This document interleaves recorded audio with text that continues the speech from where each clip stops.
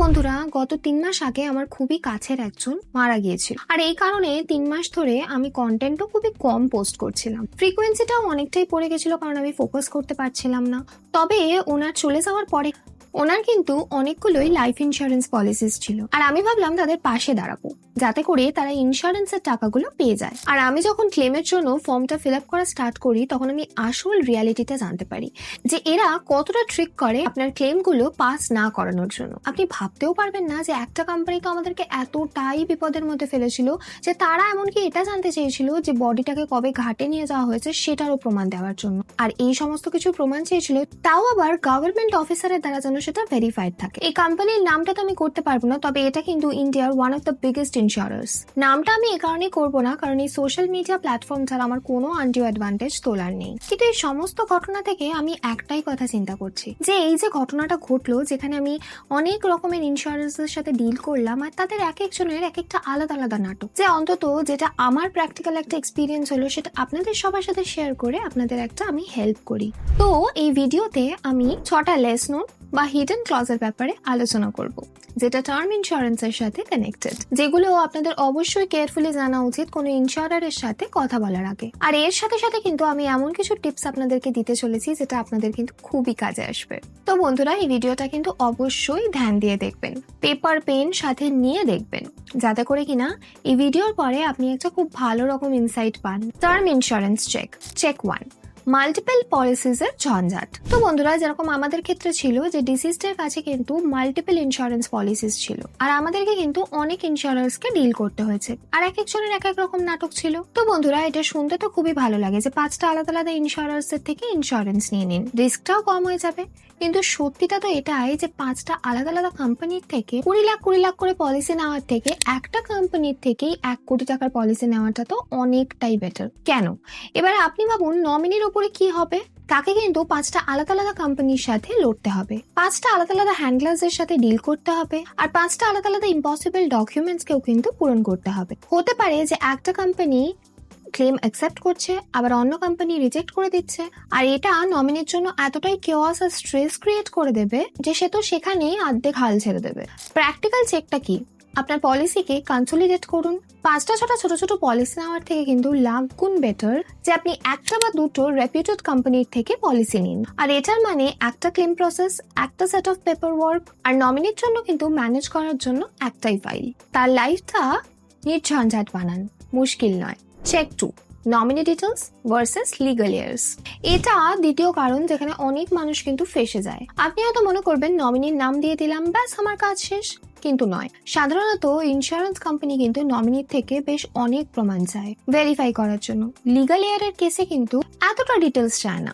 কিন্তু ঘটনাটা হলো যে অনেক কম মানুষই আছে যারা উইল বানিয়ে লিগাল এয়ারটাকে ডিক্লেয়ার করে। ঘটনাটা এখানেই ঘটে যে যদি নমিনি ডিটেলসে এতটুকু কোনো রকমের ভুল থাকে, ব্যাস সেটাই কিন্তু তারা একটা ইস্যু বানিয়ে দেবে। ধরে নিন আপনার লেখা আছে প্রিয়া কে শর্মা, আর তার প্যান কার্ডে লেখা আছে প্রিয়া কাপুর শর্মা, ব্যাস এখানে এই ইন্স্যুরেন্স কোম্পানি কিন্তু ঝামেলা করার একটা সুযোগ পেয়ে যাবে। এখন বন্ধুরা, এর পরের সেশনটা কিন্তু বেশি ইম্পর্টেন্ট। মানে সাধারণত এটা আমাদের সাথে তো হয়েছিল, কিন্তু এটা কিন্তু ডিফারেন্ট কেসেসে আলাদা আলাদাও হতে পারে। যদি ইন্স্যুরেন্স কোম্পানি স্যাটিসফাইড না থাকে, তাহলে কিন্তু তারা আপনার থেকে সাকসেশন সার্টিফিকেটও চাইতে পারে, যেটা কোর্ট থেকে বানাতে হয়, আর এটা বানাতে কিন্তু মাস নয় বছরও কেটে যেতে পারে। আমার মনে হয় যে এটা তাদের ক্লেম ডিলে করার কিন্তু একটা বেস্ট এক্সকিউজ। যেটা আমার সাথে হয়েছিল গভর্নমেন্ট অফিসারের সাথে, তার সুবিধা মতো একটা টাইমিং বানাও, তারা প্রসেসটাকে এতটাই একটা মুশকিল বানিয়ে দেবে না যে আপনি লড়তে লড়তে পুরোপুরি ঠকে যাবেন। প্র্যাকটিক্যাল চেকটা কি? আপনার নমিনির পুরো নাম এবং ডেট অফ বার্থ তার অফিসিয়াল আইডির সাথে কিন্তু একদমই আইডেন্টিক্যাল হওয়া উচিত। একটা প্রতিটা অ্যালফাবেট যেন পুরোপুরি এক হয়। আর আপনার নমিনিকে কিন্তু অবশ্যই বলে দিন যে পলিসি ডকুমেন্টস গুলো কোথায় রেখেছেন। আর ক্লেমের প্রসেসটা কি, তাকে কিন্তু অন্ধকারে একদম রাখবেন না। Check 3, the impossible document delay tactic. এটা সেই ঘটনাটাই যেটা এক্স্যাক্টলি আমাদের সাথে হয়েছিল। কোম্পানি আপনার ক্লেমটা সোজাসুজি রিজেক্ট করবে না, তারা একটা স্টল করবে, মানে ডিলে করতে থাকবে। যেটা হবে সেটা হলো নমিনি সমস্ত ডকুমেন্টস দেবে, যেমন কি death certificate, hospital records, ID proof ইত্যাদি। তারপরে কোম্পানি বলবে যে আমাদের একটা পুলিশ ভেরিফিকেশন সার্টিফিকেট লাগবে, বা এটা বলবে যে এর আগে সেই মানুষটার একটা এভিডেভিট আনো যেখানে বডিটা দেখা যাচ্ছিল, বা এটাও বলবে যে ক্রেমেশন স্লিপটা কোনো গেজেটেড অফিসারের থেকে ভেরিফাই করে নিয়ে আসো, কারণ কোম্পানিও এটা জানে যে এই ডকুমেন্টস গুলো পাওয়া কিন্তু অলমোস্ট ইম্পসিবল। ওদের কিন্তু মোটিভ একটাই, নমিনিকে এতটাই ফ্রাস্ট্রেট করে দেবো যে নমিনি শেষমেশ কিন্তু থকে যাবে, বা পে আউটটাকে মাসের পর মাস ডিলে করে দাও। প্র্যাকটিক্যাল চেকটা কি? যখনই আপনার কাছে একটা নন স্ট্যান্ডার্ড ডকুমেন্টের রিকোয়েস্ট আসবে, সবার প্রথমে ফোনে কথা বলাটা বন্ধ করে দিন, সোজাসুজি একটা ইমেল লিখুন কোম্পানির গ্রিভিয়েন্স ডিপার্টমেন্টকে, আর সেখানে ইমেলে complain@irdai.government.in সিসিতে কিন্তু অবশ্যই লিখবেন। আমরাও একটা সময়ের পরে কিন্তু এটাই করেছি, আর ইন্স্যুরেন্স কোম্পানি কিন্তু সোজা পথে এসে গেছে। আপনি কিন্তু IRDAI এর টোল ফ্রি নাম্বারেও কল করতে পারেন 152255 অথবা 180042544732, বা আপনি অনলাইন বীমা ভরসা সিস্টেমেও কিন্তু যোগাযোগ করতে পারেন। আর বন্ধুরা, এখানে আরো একটা খুবই গুরুত্বপূর্ণ জিনিস আমি মেনশন করতে চাইবো। IRDAI এর লেটেস্ট রুলস অনুযায়ী যদি আপনার ক্লেমে কোনো ইনভেস্টিগেশন না হয়, তো কোম্পানিকে কিন্তু 15 দিনের মধ্যে একটা ডিসিশন বলতে হবে, আর ইনভেস্টিগেশনের ক্ষেত্রে কিন্তু 45 ডেজে বলতে হবে। আর এর থেকে যদি বেশি ডিলে হয়ে যায়, তাহলে নমিনি কিন্তু ইনস্যুরারকে চ্যালেঞ্জ করতে পারে। Check 4, material misrepresentation. এটা সব থেকে বড় ট্রিক বা ট্র্যাপ যেখানে 90% মানুষ কিন্তু ফেসে যায়, আর এটা কিন্তু জেনে শুনে আপনার দ্বারা এজেন্টই করায়। স্ক্যামটা আসলে কিভাবে হয়? আপনার এজেন্ট তার সেলটা পাকা করার জন্য কিন্তু নিজেই বলবে, আরে স্যার দিনে 2টো সিগারেট, এখানে আর কি এমন যায় আসে, নন স্মোকার লিখে দিন। তো বন্ধুরা, এটাই হলো সব থেকে বড় ট্র্যাপ। পলিসি হোল্ডারের মারা যাওয়ার পরে যদি কোনো রকম মেডিকেল রেকর্ডসে কোম্পানি দেখতে পায় যে কখনো কাশির জন্য ডক্টরের কাছে যাওয়া হয়েছিল বা ইত্যাদি, তাহলে ব্যাস সবকিছু শেষ। কোম্পানি পুরো ক্লেমটা মেটেরিয়াল মিসরিপ্রেজেন্টেশনের নামে রিজেক্ট করে দেবে। ওরা বলবে যে আপনি আমাদেরকে সত্যি কথা বলেননি, না হলে আমরা আপনাদের থেকে প্রিমিয়ামটা বেশি করে নিতাম। প্র্যাকটিক্যাল চেকটা কি? যে ফর্ম ভরার সময় কিন্তু 100% সত্যতা মেনটেন করবেন। স্মোকিং, মাসে যদি একটাও সিগারেট খান তাহলেও কিন্তু স্মোকারের ক্যাটাগরিতে ইয়েস লিখবেন। অ্যালকোহল, এক্স্যাক্টলি বলবেন যে কতটা খান, কিছু লোকাবেন না। ইনকাম, আপনার ইনকাম বাড়িয়ে বাড়িয়ে কখনো বলবেন না, যাতে কোনো কিনা বেশি কভার পেয়ে যান। অকুপেশন, ডেস্ক জব আর সাইট সুপারভাইজারের মধ্যে কিন্তু অনেকটা ফারাক আছে, সত্যি কথা বলবেন। চেক 5, ক্লেম ইন্টিমেশন কলের ভার্বাল ট্র্যাপ। এটা খুবই একটা প্র্যাকটিক্যাল টিপ যেটা কিন্তু আপনার নমিনির কাজে আসবে, আর এটা আমাদের সাথেও হয়েছিল।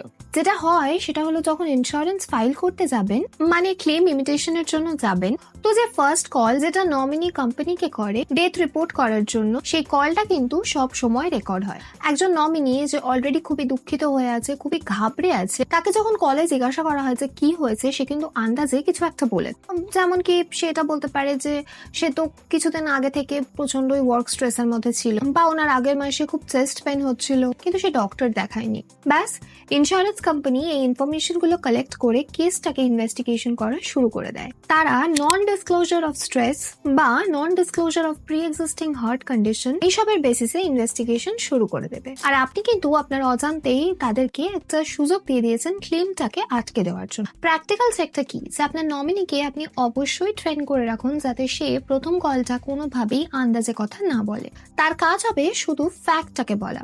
স্ক্রিপ্টটা এরকমই হবে, আমার বলে রিলেশনটা, তারপরে পলিসি হোল্ডারের নাম, তারপরে পলিসি হোল্ডারের আইডি, তারপরে পলিসি নাম্বার, যে তার মৃত্যু হয়ে গেছে, এবং ডেট অফ ডেথটা, এবং হসপিটাল, এবং সাথে হসপিটাল বা লোকেশনটা, এবং শেষে এটাই বলবে যে ক্লেম ফাইল করার প্রসেসটা একটু বলে দিন। ব্যাস এতটাই। কজ অফ ডেথটা কিন্তু আপনি হসপিটাল বা ডেথ সার্টিফিকেটকেই বলতে দেবেন। নমিনিকে কিন্তু ইনভেস্টিগেটর কখনোই হতে হবে না। চেক 6, ফ্যামিলি হিস্ট্রি ক্লজের হিডেন রুল। ফর্মে একটা প্রশ্ন থাকে যে আপনার ইমিডিয়েট ফ্যামিলি মেম্বারের কি ডায়াবেটিস, ক্যান্সার, হার্ট ডিজিজ ইত্যাদি আছে, তো সবাই ইয়েস বা নো লিখে দেয়। আসল ঘটনা তো এটাই যে শুধু রোগটা ইম্পর্টেন্ট নয়, কোন বয়সে হয়েছে সেটা কিন্তু সব থেকে বেশি ইম্পর্টেন্ট। রিয়েল ইনসাইটটা হলো এটাই যে যদি আপনার বাবার 65 বছর বয়সে ডায়াবেটিস হয়ে থাকে, সেটা কিন্তু একদমই নর্মাল, সেটা এজ রিলেটেড। কিন্তু যদি আপনার বাবার 45 বছর বয়সে ডায়াবেটিস বা হার্ট অ্যাটাক হয়ে থাকে, তো এটা কিন্তু কোম্পানির জন্য একটা খুবই বড় জেনেটিক রিস্কের রেড ফ্ল্যাগ হতে পারে। আর আপনি যদি এই এজ অফ অনসেটটাকে লুকিয়ে দেন, তো এটাও কিন্তু ম্যাটেরিয়াল ফ্যাক্টের মধ্যেই পড়বে। প্র্যাকটিক্যাল টিপটা হলো এটাই যে আপনার ফ্যামিলির সমস্ত ইলনেসের ব্যাপারে কিন্তু সত্যি কথা বলবেন, আর সব থেকে জরুরি কোন এজে ডায়াগনোস হয়েছে সেটা কিন্তু অবশ্যই লিখবেন। আর এই সত্যতাটাই কিন্তু আপনার নমিনিকে পরবর্তীকালে বিপদে পড়ার থেকে বাঁচিয়ে দেবে। তো বন্ধুরা, এটা তো হয়ে গেল যে কি কিভাবে আপনার ক্লেমটা রিজেক্ট হতে পারে, কিন্তু আমি তো ভিডিওর শুরুতে এটা বলেছিলাম যে আমি আপনাদেরকে কিছু অ্যাডিশনাল টিপস দেবো। এমন কিছু বলবো যেটা আমি নিজে এক্সপিরিয়েন্স করেছি এবং যাতে আপনাদের সুবিধা হয়। সেটা হয়তো আপনি এখন বুঝতে পারবেন না, কিন্তু ক্লেমের সময় কিন্তু আপনি অবশ্যই বুঝতে পারবেন যে এই জিনিসগুলো অলরেডি আগে থেকে জেনে থাকাটা আপনার জন্য কতটা উপকারী হয়েছে। কিন্তু সেটা দেখার আগে আপনি তো এতক্ষণ এইটুকু বুঝে গেছেন যে একটা ভালো পলিসি চুজ করাটা কিন্তু খুবই জরুরি। কিন্তু তার থেকেও জরুরি কিন্তু যে ক্লেমের সময় যদি আপনার কেউ হেল্প করে দেয়। কারণ আপনি যদি এখন এই সমস্ত করতে বসেন না, তাতে যদি আপনার টাইম ওয়েস্ট হয়, তাহলে বিশ্বাস করুন আপনি দুঃখ করারও সময় পাবেন না। তাই এক্ষেত্রে আপনার কিন্তু অবশ্যই একজনের হেল্পের দরকার, যে আপনাকে শুধু রাইট পলিসিটা চুজ করতে হেল্প করবে না, কিন্তু তার সাথে ক্লেমের ব্যাপারেও কিন্তু আপনাকে খুবই হেল্প করবে। তো বন্ধুরা, এখানে কিন্তু আমি রেকমেন্ড করবো যে ডিটো ইন্স্যুরেন্সের থেকে ইন্স্যুরেন্সটা নেওয়ার জন্য। ডিটো কিন্তু জিরোধা দ্বারা ব্যাকড একটা ইন্স্যুরেন্স। এখানে কিন্তু আপনি একদম জেনুইন অ্যাডভাইস পেয়ে যাবেন, তাও আবার একদম বিনামূল্যে। তাছাড়া মোস্ট ইম্পর্টেন্টলি আপনি তো ক্লেমের সময় খুবই একটা হেল্প পাবেন, তাও আবার কোনো চার্জ ছাড়া। আপনি ডিটোর সাথে কিন্তু একটা ফ্রি কনসালটেশন কল বুক করতে পারেন, যেখানে কিন্তু একজন এক্সপার্ট আপনাকে গাইড করে দেবে যে আপনার জন্য কোন পলিসিটা নেওয়াটা উচিত। আর হ্যাঁ, কনসালটেশন কলটা ফ্রিতে, তার মানে কিন্তু এটা একদমই নয় যে আপনার ফোনে কনস্ট্যান্টলি স্প্যাম মেসেজেস আসতে থাকবে। অন্যান্য কোম্পানির মতো কিন্তু ডিটোর একটা স্প্যাম ফ্রি পলিসি রয়েছে, আর গুগল রিভিউতে কিন্তু আউট অফ 5 4.9 রেটিংও রয়েছে, আর যেটার কারণে আমি এদেরকে এতটা পছন্দ করি। ইন শর্ট, আপনি যদি এদের থেকে পলিসিটা নেন, তাহলে আপনার পলিসি চুজ করা থেকে ক্লেমের অবধি পুরো প্রসেসটা কিন্তু খুবই সিম্পল হয়ে যাবে, যাতে করে কিনা ফ্যামিলিকে কোনো ইস্যু ফেস না করতে হয় ক্লেমের সময়। আর ফ্রি কনসালটেশন বুক করার লিঙ্ক কিন্তু ডেসক্রিপশনে রয়েছে। তাহলে চলুন এখন কিছু অ্যাডিশনাল টিপস দেখে নেওয়া যাক।